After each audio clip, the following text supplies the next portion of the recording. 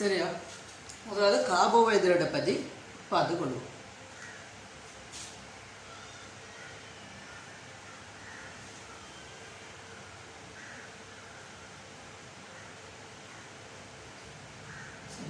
Carbohydrate சொல்லுவோம். இது நாங்கள் என்னென்னத்தை பார்க்கணும்னு பார்த்தா, ஒன்று இந்த கார்போஹைட்ரேட் வகைகள் சொன்னால் பார்ப்போம். சரி, உடம்புல காணப்படக்கூடிய கார்போஹைட்ரேட் இனி நீங்கள் பற்றி பெருசாக யோசிக்க தேவையில்லை.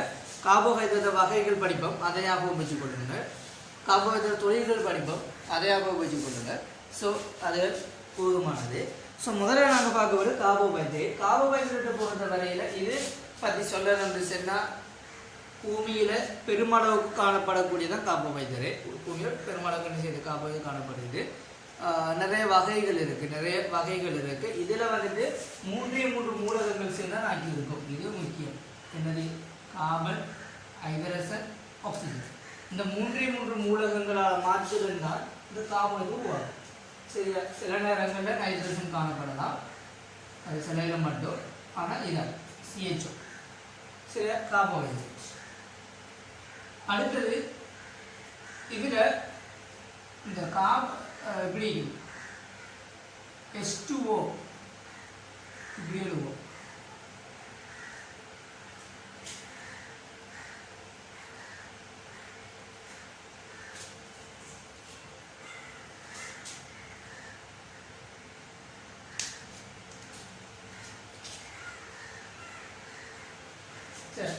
இப்படி ஒரு பொதுவான ஒரு சூத்திரம் கொண்டு கொடுப்போம். இந்த சூத்திரங்கள் எல்லாமே ரசாயன மேலாம் வரும். நீங்கள் இப்படி ஒரு சூத்திரம், இந்த சூத்திரத்தை ஞாபகம் வச்சுக்கணும். என்னன்னு சொன்னால், இந்த எக்ஸுங்கிறது ஒரு பெருமானம், எக்ஸில் படிச்சுவீங்க தெரியா கணியம், வைங்கிறது உயர்வு தெரியா கணியம். ஸோ அடுத்த ஒரு பெருமானம் வேறு எக்ஸுக்கு மேலே 1 போட்டால் எக்ஸ் சமன் 1, y சமன் 2 போட்டேன்னு சொன்னால் H2O 2. ஸோ இந்த 2ஆல் H2ஐயும் பெருக்கணும், CH4 ஓவையும் பெருக்கணும் போட்டு அவை இப்படி ஒரு என்ன செய்யலாம், கார்போஹைட்ரேட் இருக்கலாம். அதே மாதிரி H2OY இது எக்ஸில் நான் ஒரு எக்ஸாம்பிள் 3, y சமன் 2 முடிஞ்சு சொன்னால் C3 இது 4 கொடுப்போம், H2O 4, ஸோ C3HO இப்படி ஒரு கார்போஹைட்ரேட் காணப்படலாம். சரியா? இதில் இந்த இதில் காணப்படுற ஹைட்ரஜன் ஆக்சிஜன் எப்போது 2க்கு 1 விகிதம். அதாவது இந்த H2O வந்துட்டு ஆக்சிஜன் 1 இருக்கு. ஆக்சிஜன் இது 1, ஆக்சிஜன் 1 இருக்கு, ஹைட்ரஜன் எத்தனை இருக்கு? 2 இருக்கு. ஸோ 2க்கு 1 ஹைட்ரஜன் விகிதம் ஆக்சிஜன் 2க்கு 1ங்கிற அமைப்பில் தான் இது செய்யப்படும், காணப்படும். சரியா? பொதுவாக இது காணப்படும். சரி, இப்போ நாங்கள் கார்போஹைட்ரேட் வகைகளை பார்ப்போம். கார்போஹைட்ரேட் வகைகள் கிடைக்கிறது 3 வகையாக பிரிக்கலாம். கார்போஹைட்ரேட் 3 வகையாக பிரிக்கலாம். ஒன்று ஒரு சக்கரைட், 2 இரு சக்கரைட். ஃபஸ்ட்டு நாங்கள் இதில் இயல்புகளை பார்ப்போம், அதுக்கப்புறம் வந்துட்டு மொத்தமாக என்ன செய்ய தொழில்களை பார்த்துக்கொள்வோம். பல்சக்கரைட், ஒரு சக்கரைட் என்று சொல்றது கார்போஹைட்ரேட்டோட மிகவும் எளிமையான வடிவம். அதாவது கார்பன், ஹைட்ரஜன், ஆக்சிஜனை கொண்ட மிகவும் ஒரு எளிமையான வடிவம். இப்படிதான் இருக்கிறது.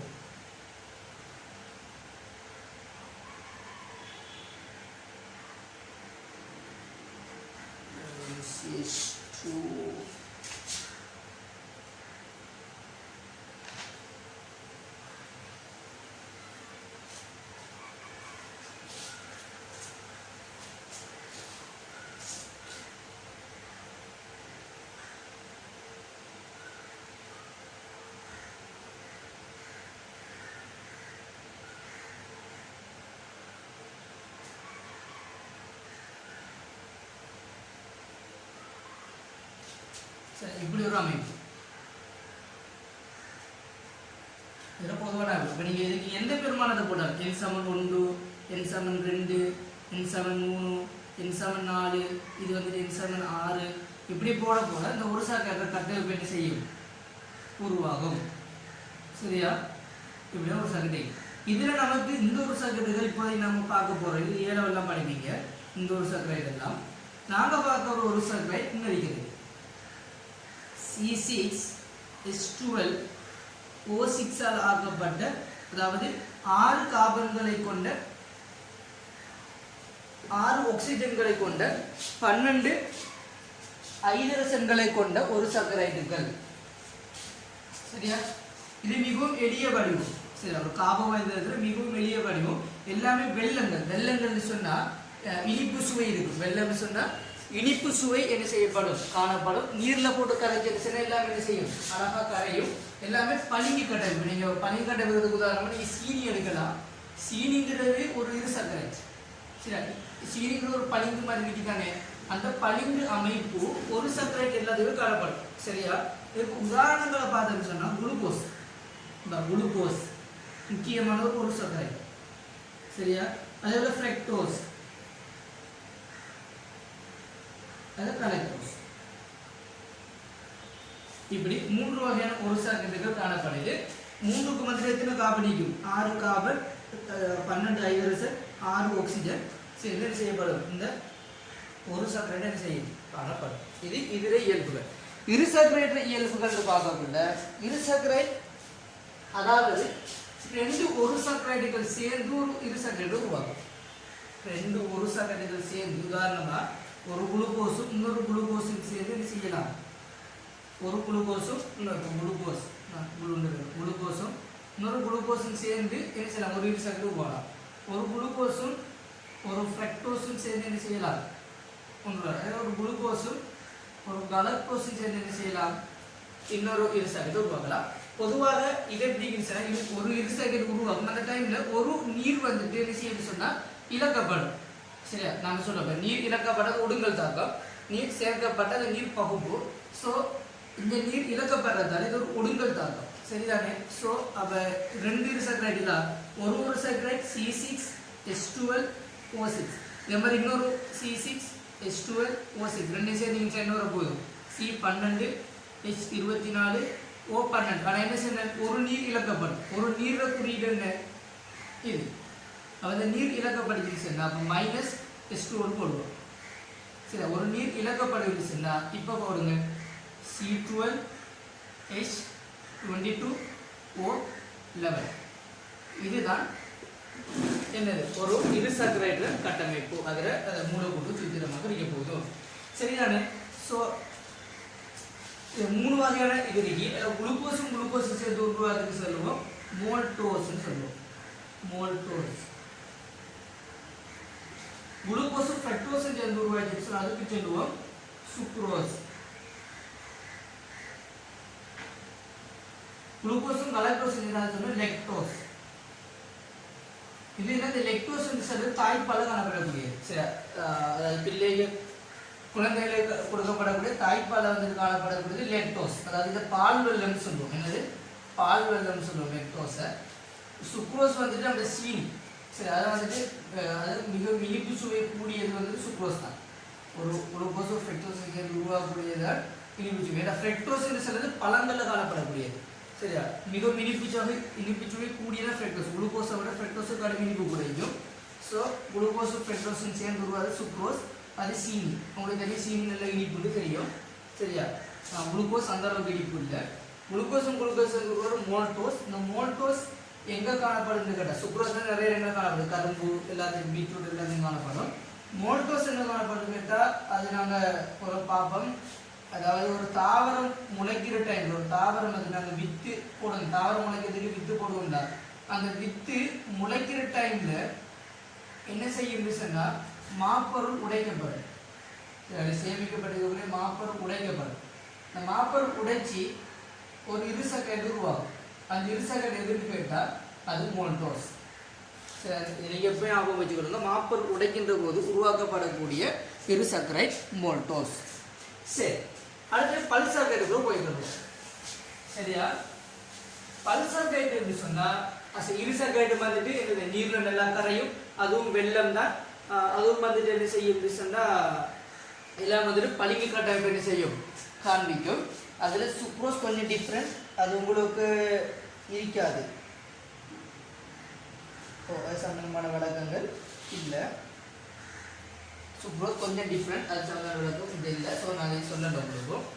அதில் சமன்பாடு உங்களுக்கு தரப்பட்ட நீங்கள் ஞாபகம் வச்சுக்கணும்னு சொன்னீங்க. அதாவது C6H12O6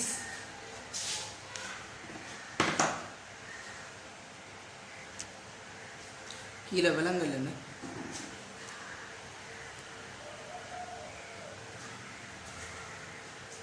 C6H12O6 அதே மாதிரி இன்னொன்று C6H12O6. இப்போ பாருங்க, இது ஒரு சர்க்கரைட், இது ஒரு சர்க்கரைட், ரெண்டு சேர்ந்து உருவாக்குறது ஒரு இரு சர்க்கரைட் அடிக்க போதும். C12H22O11 + நீர். சரி, தமிழில் என்ன சொன்னால் ஒரு சர்க்கரைட் ப்ளஸ் ஒரு சர்க்கரைட். இது வந்துட்டு தாக்கத்துக்கு போடக்கூடிய குறியீடு சமநிலை தாக்கம். இது வந்து என்னது இரு சர்க்கரை ப்ளஸ் நீர். இன்றைக்கு சில தமிழில் நம்ம சமன்பாட்டிலே இருக்கலாம். ஸோ இதெல்லாம் நோட்ஸில் உங்களுக்கு தேவையான நோட்ஸ் எல்லாம் அனுப்பி விடுவேன். ஷோர்ட்டாக நீங்கள் என்ன செய்யலாம், நோட்ஸையே எடுத்துன்னா உங்களால் படிச்சுக்கலாம். சார் உங்களுக்கு கூட நோட்ஸ்லாம் வராது, கொஞ்சம் நோட்ஸ் தான் வரும். சரி, தேவையான மட்டும் அதான் பல்சாக்கெட் சொல்கிறது இது ரெண்டில் இருந்தது. ஒரு சாக்கெட் இரு சாக்கெட் வந்து டிஃப்ரெண்ட் ஆகுது. பல்சாக்கெட் சொல்றது ஒரு சாக்கெட்டுகள் சேர்ந்து உருவாது. ஒரு சாக்கெட் நிறைய ஒரு சாக்கெட் சேர்ந்து உருவாக்கிடுச்சு சார். ஒன்று ஒரு சாக்கெட் நிறைய ஒரு சாக்கெட் சேர்ந்து உருவாக்குறதுன்னு சொல்லுவோம், பல்சாக்கரைட் சொல்லி சொல்லுவோம். இப்போ அதில் வந்துட்டு குளுக்கோஸ் சேர்ந்து உருவாக்குறீங்க, நிறைய ஃப்ரெக்டோஸ் சேர்ந்து என்ன செய்யலாம், நிறைய ஃப்ரெக்டோஸ் ஒன்றோடு சேர்ந்து என்ன செய்யலாம், ஒரு பல்சாக்கெட்டை உருவாக்கலாம். அதே மாதிரி நிறைய கலக்டோஸ் சேர்ந்து கலக்டோஸ் வராது, இருந்தாலும் சேர்ந்து உருவாக்கலாம். அதில் நம்ம பார்க்க போகிறோம். நமக்கு தேவையானது குளுக்கோஸ் எல்லாம் சேர்ந்து உருவாகக்கூடிய ஒரு பல்சாக்கரைட். இது சொன்னா படிக்க, அதாவது குளுக்கோஸ் மாத்திரம், அதாவது நிறைய குளுக்கோஸ் நிறைய குளுக்கோஸ். சரியா, ரெண்டு குளுக்கோஸ் சேர்ந்து உருவாகிறதுக்கு என்ன பேரு, இரு சர்க்கரைட். அது என்னது, மோல்டோஸ். அதே மாதிரி நிறைய குளுக்கோஸ் சேர்ந்து சொன்னா உருவாக போகிறது மாப்பொருள். ஒன்று. ரெண்டாவது கிளைகோஜன். மூணாவது செல்லுலோஸ். சரி, அது சேர முறைகளை வித்தியாசப்படும். சரி, குளுக்கோஸ் சேரக்கூடிய முறைகள், ஒன்றோடு சேரக்கூடிய முறைகள், ஒன்றோட இப்படி சேர்ந்தா இன்னொன்று என்ன செய்வோம், உதாரணம் சும்மா சொல்றது.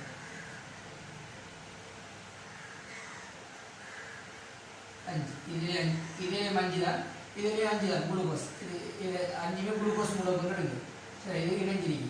5 இப்படி இணைஞ்சிருக்கு, இந்த 5 என்ன செஞ்சிருக்கு, இப்படி இணைஞ்சிருக்கு. ஸோ அந்த இணைகிற முறைகள் என்ன செய்யலாம், வித்தியாசப்படுறதால ஒன்று மாப்பொருள் உருவாகலாம், இலைகள் உருவாகலாம், செல்லுலோஸ் என்ன செய்யலாம், உருவாகலாம். இதில் முக்கியமான அம்சம் என்னன்னு சொன்னால் பல்சாக்கரைட்டுகள். இந்த ஒரு சாக்கரைட் இரு சாக்கரைட்டை போல இவைகள் வந்துட்டு என்ன செய்யாது, நீரில் கரையாது. சரியா, அதே போல் வந்துட்டு இவைகள் வெள்ளங்கள் இல்லை. இது ரெண்டு வெள்ளம், இனிப்பு சுவை இருக்கிறது. இது வெள்ளம் இல்லை, இனிப்பு சுவை இல்லை. மாப்பொருள் உங்களுக்கு தெரியும், எதுன்னு சொன்னால் பான். மாப்பொருளில் வந்துட்டு பான் வரும்போது அப்படி மாப்பொருள் சார்ந்த தோசை உணவுகள் மாப்பொருள் தான். பொதுவாக மாப்பொருள் போதுமா, அது இனிக்குமா, இனிக்காது. ஒரு சின்ன இனிப்பு ஒன்றிக்கும் அது நம்ம இனிப்பு சுவைன்னு சொல்கிறது. அது குளுக்கோஸ் சரி உருவாக ஒரு சின்ன இனிப்பு சுவை இருக்கும். மற்றபடி என்னது இனிப்பு இல்லை. நீர் என்ன செய்யப்படும், இழக்கப்படும். ஒவ்வொரு பிணைப்படும் நீர் வந்து என்ன செய்யும், இழக்கப்படும். ஒடுங்கல் தாக்கம் தான் நடக்கும். சரியா, அதாவது ஒரு சக்கரம் ஒரு சக்கரம் சேரக்குள்ள ஒரு ஒடுங்கல் தாக்கம். ஒடுங்கல் தாக்கம்னு சொல்றது நீர் இழக்கப்படும் தாக்கம்.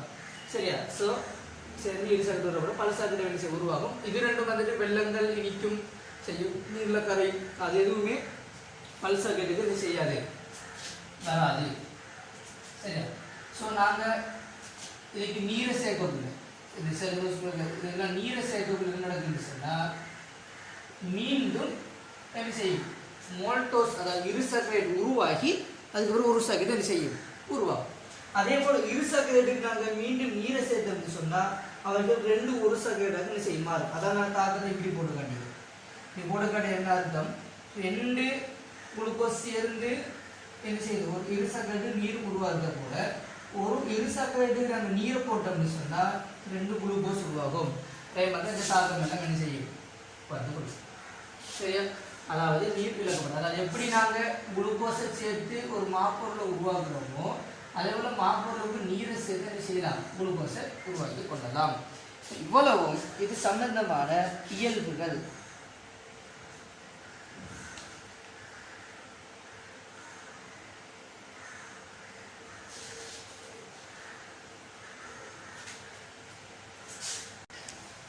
சரி, இனி நீங்கள் அந்த பாக்ஸை பாருங்கள்.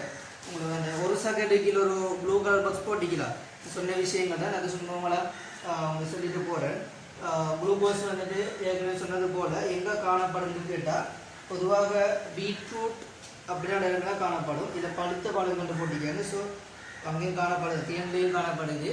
அதே மாதிரி பீட்ரூட், கரும்பு இப்படி இடங்களில் குளுக்கோஸ் காணப்படும். இந்த பழங்கள் அதிகமாக காணப்படுறது ஃப்ரெக்டோஸ், இந்த இனிப்பு சுவை பழுத்த பழங்கள் தேன் அதை போட்டிக்காங்க. ஸோ அதில் பொதுவாக காணப்படுகிற ஃப்ரெக்டோஸ், அதாவது இனிப்பு சுவை கூடிய பதார்த்தங்கள் எல்லாம், அதிகமாக இனிப்பு கூடிய பதார்த்தங்கள் எல்லாம் அந்த ஃப்ரெக்டோஸ் தான் செய்யும் காணப்பட போகுது. இந்த கரும்பு, பீட்ரூட் அதெல்லாம் பார்த்தீங்கன்னா சுக்ரோஸில் போட்டிப்பாங்க. சரியா, சுக்ரோஸ் வந்து கரும்பு பீட்ரூட்டில் காணப்படுது. சுக்ரோஸுங்கிறது ஃப்ரெக்டோஸும் குளுக்கோஸும் என்னது சேர்ந்து உருவானது. ஸோ அது அப்படி காணப்படும்.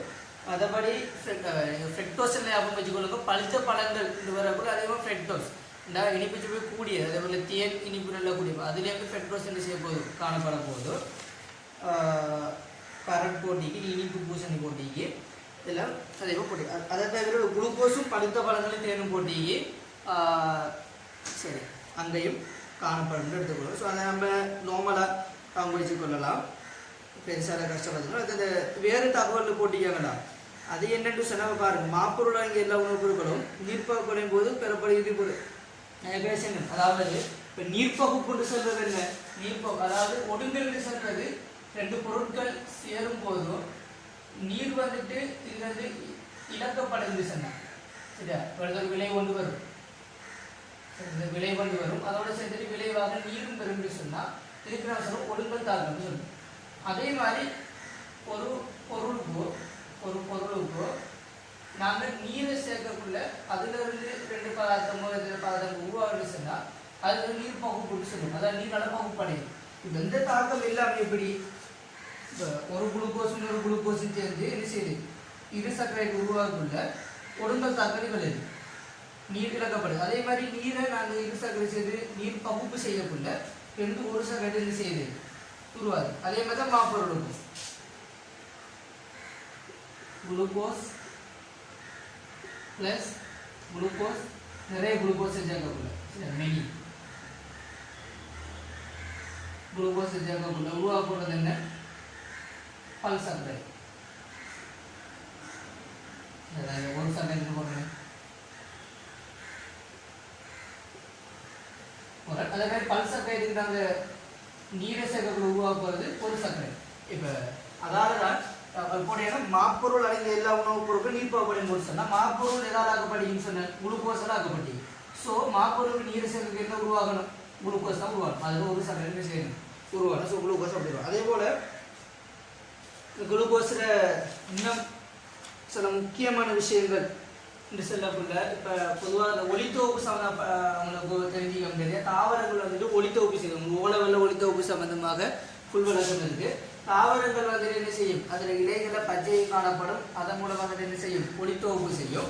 அந்த ஒளித்தொகுப்பு அது செஞ்சு சரியா ஒளித்தொகுப்பு செஞ்சு என்ன செய்யும் உருவாக்கப்படக்கூடிய விளைபொருள் குளுக்கோஸ் தான். சரியா, அது ஒளித்தொகுப்பு செய்யும். சரி, கார்பன் ஆக்சைடை நீரை பயன்படுத்தி என்ன செய்யும் ஒளித்தொகுப்பு செஞ்சு உருவாக்குறது என்ன குளுக்கோஸ். சரியா, அதுக்கப்புறம் குளுக்கோஸ் என்ன செய்யும் நிறைய குளுக்கோஸ் வந்து மாப்பொருளாக மாறும். இதான் அந்த ஒளித்தொகுப்பு விஷயம். ஸோ அங்கேயும் குளுக்கோஸ் உருவாக்கப்படும். அதே போல் இந்த கலைச்சுவாசம்னு சொல்லுவோம். அதாவது நம்மளும் சுவாசம் மேற்கொள்கிறோம்.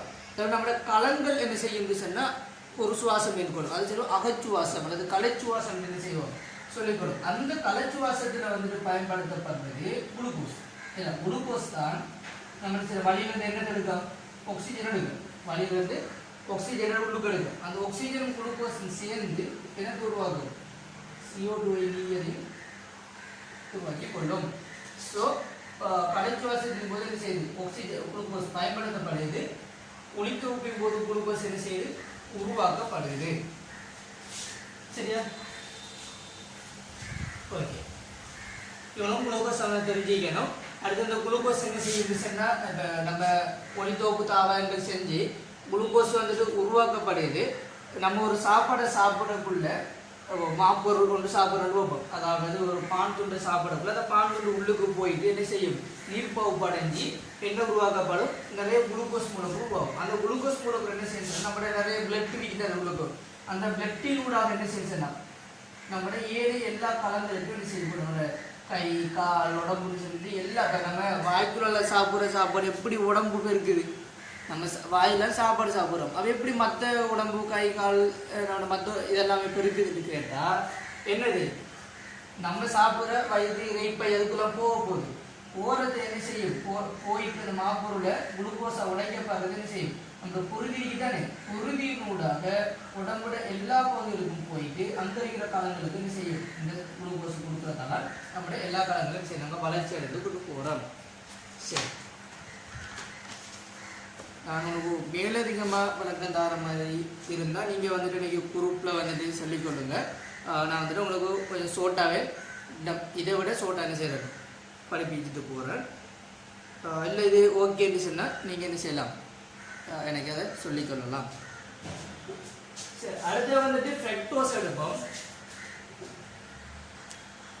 சரி, அடுத்த ஃப்ரக்டோஸ் நான் ஏற்கனவே சொன்னது போல் ஃப்ரக்டோஸ் என்று சொன்னது என்னது, ஒரு பழவல் என்று சொன்னேன். ஏன் கடும் இனிப்பு சுவை கூடியது, ஸோ பழங்களை பெருமளவு காணப்படக்கூடியது அதுதான். அதாவது கலக்டோஸ் என்று சொல்றது அது பால் உணவுகளில் வந்துட்டு அதிகமாக பயன்படுத்தப்படுறது. லெக்டோஸ் குளுக்கோஸும் கலக்டோஸும் சேர்ந்தால் லெக்டோஸ் உருவாக்கப்படுது. ஸோ லெக்டோஸ் நீர்ப்பகுப்படைஞ்ச ஒரு குளுக்கோஸும் இன்னொரு கலக்டோஸும் என்ன செய்யும், உருவாகும். ஸோ அது போட்டிருக்காங்க லெக்டோஸ் நீர்ப்பகுப்பின் போது உருவாக்கப்படுறது போட்டிருக்காங்க. ஸோ அது சரியானது. இனிப்பு சுவை இல்லைன்னு போட்டிருக்கு. சரியா, அப்போ இனிப்பு சுவை இருக்கும், பெருமளவுக்கு என்ன செய்யாது இருக்காது. இப்போ இனிப்பு சுவை இருக்கும், ஆனால் பெருமளவுக்கு என்ன செய்யாது, சுவையற்றதுன்னு உங்களுக்கு போட்டிக்கு. ஸோ நீங்கள் அப்படியே படிக்கலாம் பிரச்சனை, ஆனால் இனிப்பு சுவை இருக்குன்னா பெருமளவுக்கு என்னது இனிப்பு சுவை இல்லை. சரி, என்ன பால் எல்லாரும் பிடிச்சே தானே, எல்லோரும் பால் பிடிச்சே இருப்பீங்க. பசுப்பால், பால் உற்பத்தி பொருட்கள் உங்களுக்குள்ள சீஸ் பெருமளவுக்கு என்ன செய்யாது, இனிப்பு சுவை இருக்காது. சரி, அது இருசக்க சம்பந்தமாக போட்டிக்கிற பொக்ஸை பார்த்தீங்கன்னா மோல்டோஸ் போத்திருக்கு. இதில் காணப்படுற இடங்களுக்குள்ள முளைக்கும் வித்து, நான் கடைசி முளைக்கும் வித்துல தான் மோல்டோஸ் என்ன செய்யும் காணப்படும். அந்த முளைக்கும் வித்துக்களில் என்ன செய்யும் சொன்னேன், இப்போ ஒளித்தோப்பின் போது உருவாக்கப்படுற குளுக்கோஸ் மாப்பொருளாக மாற்றப்படுன்னு சொன்னாங்க. அந்த மாப்பொருள் என்ன செய்யும், முளைக்கிற வித்துகளுக்கு போயிட்டு அங்கே போயிட்டு என்ன செய்யும் சொன்னால் சுவாசம் நடக்கும். இப்போ சுவாசத்தில் அந்த குளுக்கோஸ் என்ன செய்யப்படும், ஆக்சிஜனோட சேர்ந்து பயன்படுத்தப்படும். சரியா, நான் சொன்னதானே. ஸோ அப்படி நடக்கும். அப்போ முளைக்கும் வித்துக்களில் தான் என்ன உருவாக்கப்படும், மோட்டோஸ் உருவாக்கப்படும். ஏன், ஒரு பல்சப்ரைட், அதாவது மாப்பொருள் சரியா, சுவாசத்துக்கு உட்படக்குள்ள நீர்ப்பகுப்பு அடையுது. நீர்ப்பகுப்பு அடையிற டைமில் உருவாக்கப்படுறது என்ன, மோட்டோஸ் உருவாகி அதுக்கு பிறகு என்ன உருவாகும், குளுக்கோஸ் உருவாகும். அப்புறம் இந்த குளுக்கோஸ் நடக்கும், சுவாசம் நடக்கும். சரி, அப்போ நீர்ப்பகுப்பு அடைந்து மோட்டோஸ் உருவாகும். மோட்டோஸ் அடைந்து குளுக்கோஸ் உருவாகும். குளுக்கோஸ் என்ன செய்யும், சுவாசம் நடந்து பித்த என்ன செய்யும், முளைக்கு மரம் உருவாகும். சரியா, கலை சுவாசம். சரி, நம்ம வலியால் செய்கிற சுவாசம் அது வேறு சுவாசம். இது வந்துட்டு கலங்களுக்குள்ள நடக்கக்கூடிய சுவாசம். சரியா, ஸோ இதான் ஓகே, அதான் போட்டிக்காங்க. முளைக்கு விதையில் காணப்படும். வேறு தகவல் சொல்லுங்கள், 2 குளுக்கோஸ் மூலக்கூறு இணைந்து ஒரு மோல்டோஸ் மூலக்கூறு உருவாகும். குளுக்கோஸ் ப்ளஸ் மோல்டோஸ் நீர் போட்டிருக்காங்க. மாப்பொருளை நீர் போகும்போது ஒன்று இடைநிலை வேறுபடும். சரி, அது சுக்ரோஸ்னு பார்த்தீங்கன்னு சொன்னால் அது காணப்படுற இடம் நான் ஏற்கனவே சொல்லிட்டேன். அந்த என்னது அதே இனிப்பு சுவையுடைய கரும்பு சீனி சரி அப்படி பீட்ரூட் இப்படியான இதெல்லாம் செய்ய காணப்படும். அடுத்து சுக்ரோஸ் காணப்படும் மிக முக்கியமான இடம் வந்து உரிய சாறு. சரியா, உரிய சாறு அது என்னன்னு சொன்னால் ஒரு தாவரத்தில் உரிய இலையும் காணப்படும். இது உங்களுக்கு ஓலவலில் வந்துடும். என்ன நீங்கள் ஓலவல் எப்படி சேர்ந்தானே ஓலவல் எக்ஸாம் எழுத போகிறீங்க, ஒரு ஃபெஸ்டிவலுக்கு தேவைப்படாது, ஆனால் ஓலவல் எக்ஸாம் தேவைப்படும். உரிய சாறு கொண்டு செல்லப்பட ஒரு கலங்கி, அதுக்கப்புறம் உரிய சாறுங்கிறது அதாவது அதோட போஷணை பொருட்கள் நிரம்பிய உணவு, அதாவது உரிய சாறு. சரி, அப்போ நமக்கு எப்படி பிளட்டின் ஊடாக போஷணை பொருட்கள் வந்துட்டு உடம்புட கலங்களுக்கு போகுதோ அதே மாதிரி தாவரங்களில் உரிய கலங்களின் ஊடாக என்ன செய்யணும்னு சொன்னால் பதார்த்தங்கள் என்ன செய்யும், அதில் இலைகள், அதில் அரும்புகள், அதில் பழங்கள் அதில் செய்ய கொண்டு செல்லப்படும்.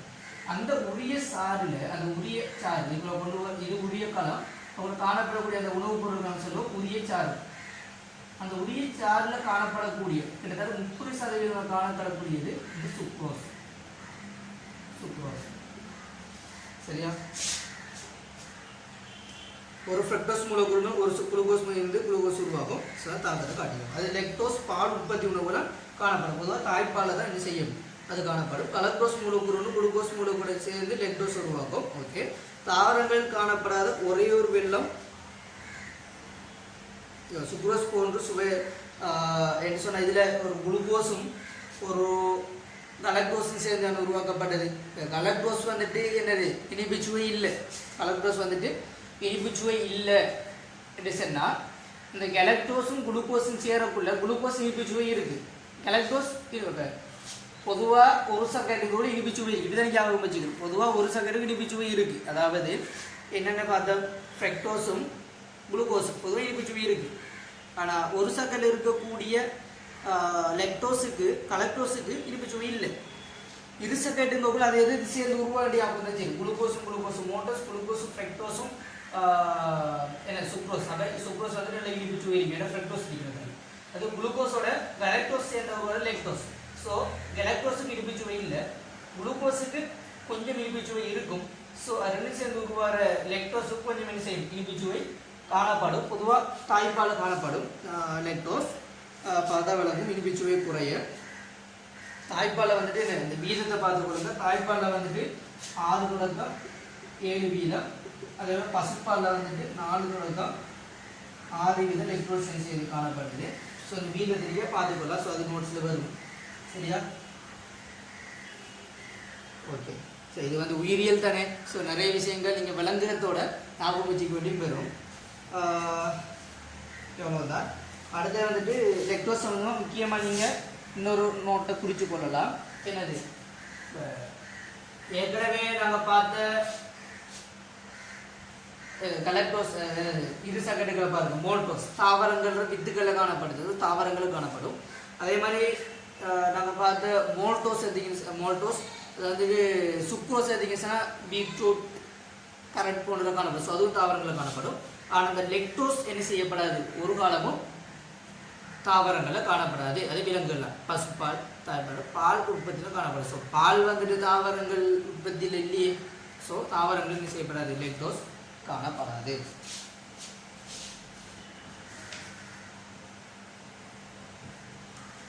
அதை பல்சக்கரை சம்மந்தமாக போட்டிக்கிறத பார்த்துக்கொள்ளுங்க. அதில் வந்துட்டு செலுலோஸ், மாப்பொருள், கிளைகோஜன் போட்டிக்காங்க. இது எல்லாமே ஒரு சக்கரையில் ஆக்கப்பட்டது. சரி, ஒரு சக்கரை குளுக்கோஸில் ஆக்கப்பட்ட பல்சக்கரை இதை போட்டிக்கு. மற்ற பல்சக்கரை இதை போடுங்க. காணப்பட இடங்கள் செலுலோஸ் எங்கே காணப்படுதுன்னு கேட்டால், ஒரு தாவரத்தில் களம் எடுத்தால், தாவரத்தில் களத்தை எடுத்தால் தாவரத்தில் களத்தை சுற்றி ஒரு கள சுவர் ஒன்று காணப்படுது. சரி, அதாவது தாவர களத்தை பாதுகாக்கிற ஒரு சுவர். சரியா? இந்த சுவரில் காணப்படக்கூடியது செல்லுலோஸ். பொதுவாக நாற்பொருட்கள் எல்லாம் செல்லுலோஸ் என்ன செய்யும், காணப்படும். பொதுவாக தாவரங்களில் செல்லுலோஸ் என்ன செய்யும், காணப்படும். கிளைகோஜன் என்று சொல்றது விலங்குகளில் வந்துட்டு ஒரு சேமிப்பு உணவாக காணப்படுறது. சரியா? மாப்பொருள்ங்கிறது தாவரங்கள் சேமிப்பு உணவாக காணப்படக்கூடியது. அதாவது நீ தானே இப்போ நம்ம உணவு சாப்பிட்றோம், ஏற்கனவே அதாவது களங்களில் வந்துட்டு என்னது, நம்ம சாப்பிட்ற சாப்பாடு குளுக்கோஸாக மாற்றப்படும். அந்த குளுக்கோஸ் என்ன செய்யும், குருதியினூடாக கொண்டு செல்லப்படும். பார்த்தோம். அது குருதியினூடாக கொண்டு செல்லப்படக்கூட முதல் எங்கே போட்டுக்கிட்டால் ஈரலுக்கு போகும். முதல் ஈரலுக்கு போகும். அந்த ஈரலில் போய் என்ன செய்யும், இருந்தால் மற்ற அங்கங்களுக்கு என்ன செய்யும், போகும். அப்போ நம்மளோட உடம்புல மேலதிகமாக எக்கச்சக்கமாக நம்ம மாப்பொருளை சாப்பிட்டு குளுக்கோஸ் உடம்புல கூடிட்டுன்னு அது உடம்புக்கு ஆபத்து. அதால் அந்த குளுக்கோஸ் என்ன செய்யணும், கிளைகோஜனாக ஈரலில் சேமிக்கப்படும். அதே போல் நம்மளோட வன்புட்டு தசைகள். சரியா? வன்புட்டு நம்மளுடைய எலும்போடு இணைந்த தசைகள். சரியா? நம்ம மாட்டரைச்சின்னு சொல்லி வாங்கி சாப்பிட்றோமே, வன்புட்டு தசைகள், அதெல்லாம் எலும்போடு சேர்ந்து தசைகள். இதுகளையும் என்ன செய்யும், இந்த குளுக்கோஸ் கிளைகோஜனாக மாற்றப்பட்டு சேமிக்கப்படும். ஸோ விலங்குகளில் சேமிப்பு உணவாக தான் என்ன செய்யுது, கிளைகோஜன் காணப்படுது. அதுக்கப்புறம் மாப்பொருள் வந்துட்டு எப்படின்னு சொன்னால் தாவரங்களில் சேமிப்பு உணவாக, அதாவது ஒரு ஒளித்தொகுப்பு நடந்து குளுக்கோஸ் உருவாக்கப்படும். உருவாகிற குளுக்கோஸ் என்ன செய்யும், மாப்பொருளாக மாற்றப்பட்டு தாவரங்களில் கிழங்கு வகைகள், நம்ம தாவர உணவுகள் நம்ம சாப்பிடக்கூடிய இடங்கள்ல எல்லாம் பொதுவாக என்ன செய்யும், இந்த மாப்பொருள் செயல்படும். வித்து வகைகள் இதெல்லாம் என்ன செய்யும், மாப்பொருள் சேமிக்கப்படும். ஸோ அங்கே தாவரங்களை சேமிப்படும் மாப்பொருள், விலங்குகளை சேமிப்படும் விளைவுகள். கலைச்சூறுங்கிறது தாவரங்களில் தான் காணப்படும். அது தாவர கலைச்சூரில் இது செய்யும் காணப்படும். சரிதானே? ஸோ இது சம்பந்தமாக உங்களுக்கு தெரிஞ்சுக்கிற விஷயம்.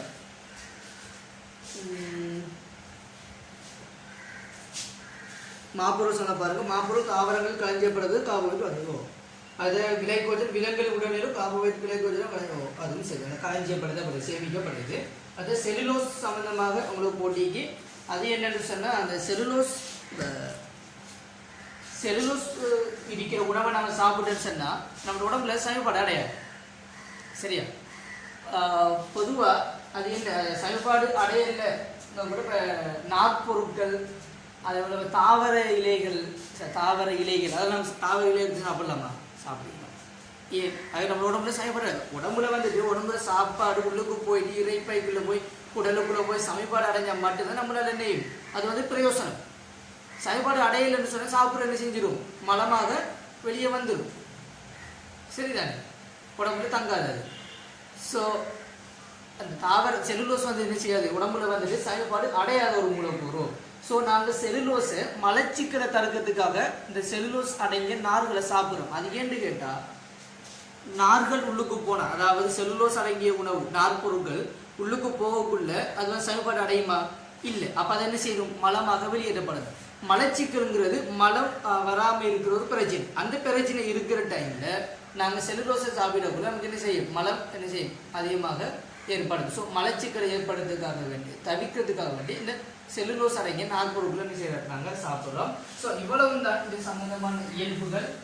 ஒரு சர்க்கரை, இரு சர்க்கரை, பல் சர்க்கரை. இதை தவிர இதில் மொழிப்பாடுகள் இருக்கு. நம்ம அடுத்த கிளாஸில் இப்போதைக்கு உங்களுக்கு இவ்வளவு போதும்.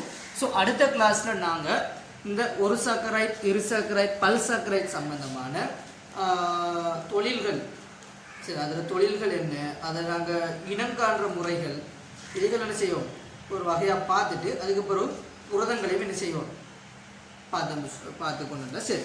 சரியா? அதுக்கப்புறம் போகும். கொஞ்சம் பெரிய பாடம் முதலாவினி கொஞ்சம் நேரம் எடுக்க முடியறதுக்கு. ஸோ இவ்வளவு முதலாவது விஷயம் என்னது, ஒரு சர்க்கரை, பல சர்க்கரை. இதில் இயல்புகளை நாங்கள் இயல்புகள் அது எங்கே காணப்படுது, இது முக்கியத்துவம் சம்பந்தம் பார்த்துருக்கோம். உங்களுக்கு விளங்கி இருக்கும். அதோட நீங்கள் என்ன செய்யுங்க, தரக்கூடிய வேட்சிட்டு செய்தி இன்னும் அதை விளங்கி இன்னும் அதை என்ன செய்யுங்க எழுதுறதுக்கு தயாராகவும் என்ன செய்கிறது சொல்லுங்க. சயின்ஸை பதில் ஒன்று விளங்கணும், இன்னொன்று எழுதணும். ஸோ விளங்குறது முக்கியம். ரெண்டாவது எக்ஸாம் எழுதணும். சரியா? ஸோ அதுக்கு அந்த மாதிரி ரெடியாக போடணும். அதுக்கு இந்த பயாலஜி தான், இந்த உயிரியல் தான் கொஞ்சம் நிறைய நம்ம மனநம் செய்ய வேண்டியதாக இருக்கும். அது திருப்பி நான் உங்களுக்கு சொல்லிக்கொள்கிறேன். ஸோ நீங்கள் மாதிரி சண்டா பயஞ்சு விட்டு கேட்ட மாதிரி செய்யுங்க, படித்து கொள்ளுங்கள்.